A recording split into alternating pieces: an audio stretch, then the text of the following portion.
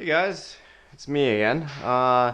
So I had a little boo-boo with my trailer and I decided to take out the passenger side tail light, as you can see. So I disconnected it from my trailer and I'll show you my trailer afterwards.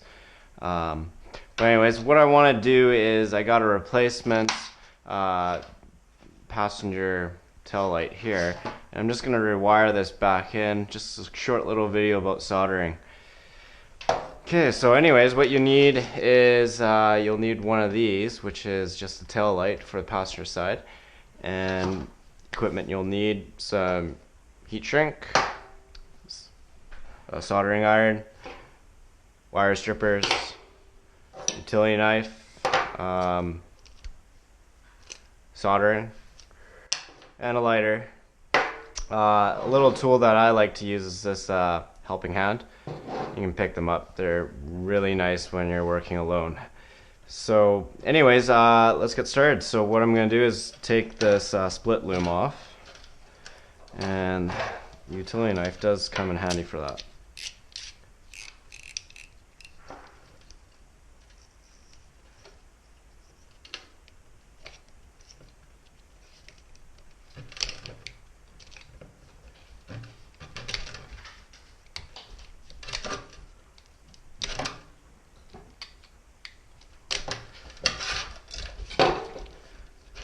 So I always cut away from myself, just because you never know when you might cut yourself. So I'm just going to unravel this and take a look at my wiring.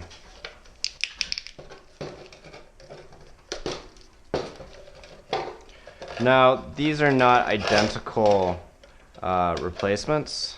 As you can see, get the replacement out just after. Take the split loom off.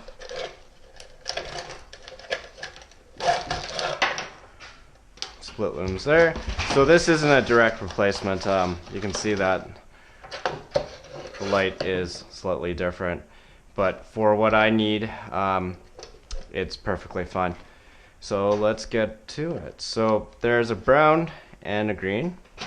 So this one had a brown and a green and a ground as well. So what I'm going to do here is I'm going to try and keep as much length as possible so that I don't run into problems later with having a short lead. So I'll cut it short. And then what I'm going to do is I'm going to strip these wires.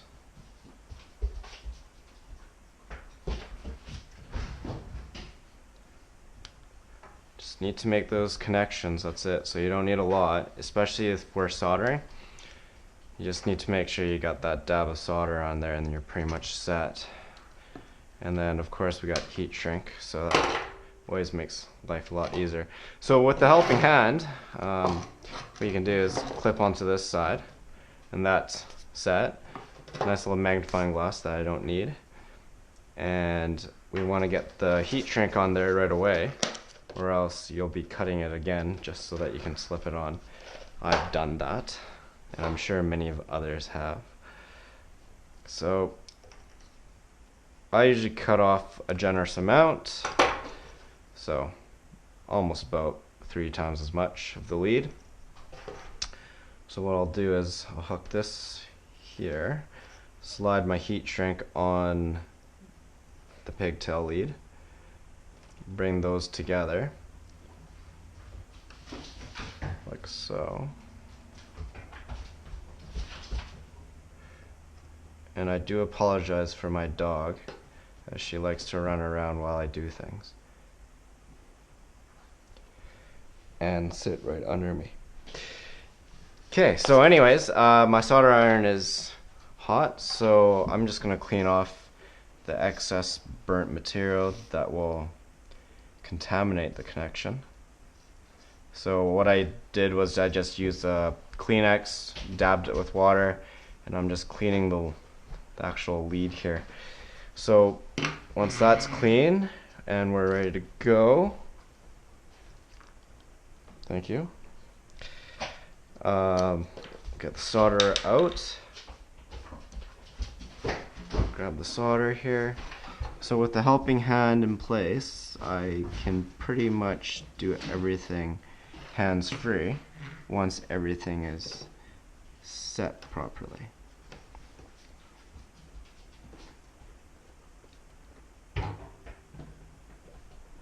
Thanks, Echo. Alright, so here we go. Quick little dab right onto the connection here. You don't need a lot. That's a generous amount right there. That connection is sound. So next thing you do is put on the next lead. So green lead. So make sure you put the heat shrink on. Slide that across. And then bring these closer so that I don't have to work so far. Bring this across. Okay, so here we go. Just mate the two ends together. Now when you get these wires that kind of stray out, just try to tuck them in as much as possible, because the heat shrink will catch on to that later when you're actually trying to do something. So same thing again, we're just going to add a little solder.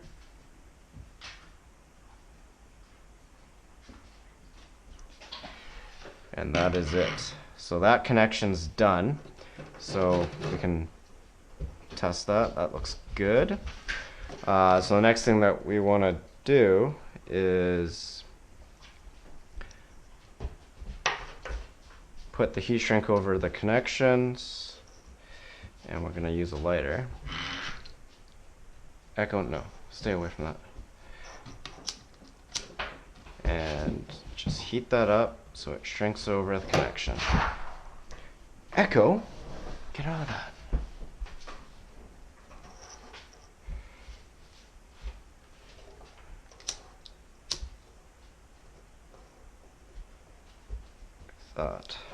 So that's done. I'm just going to unplug the soldering iron as my dog tries to knock it over. And I'm just going to clip it here so it doesn't move. So now I want to put in my split loom so that everything is good. Notice that this one doesn't have a white ground, and the reason why it doesn't have a white ground is because these actually ground these studs that stick out. They actually are grounded to the chassis of the trailer.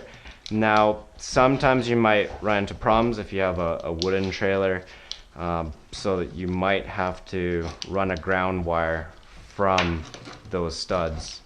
And to do that, you just need to have a white wire with a ring terminal, and you should be set. So it looks like my lead's pretty good. I'm just going to tape it up, so just bear with me.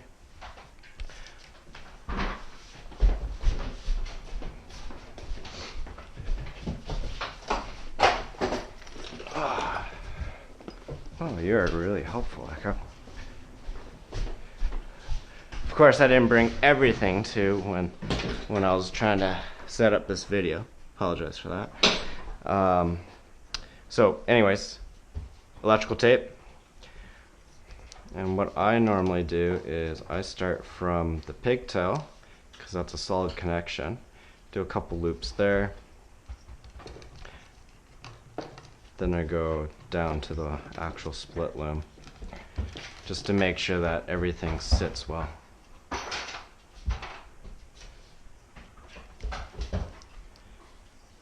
And then just a nice even holding electrical tape along the side of the split loom.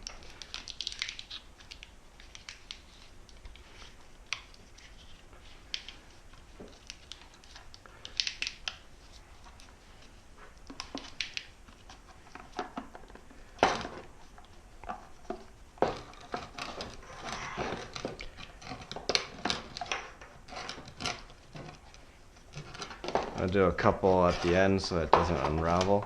And then, of course, just snip that off with your utility knife and you're set. So there you go, that's the solder done. I just need to mount it to the trailer, so I'll do that pretty shortly here.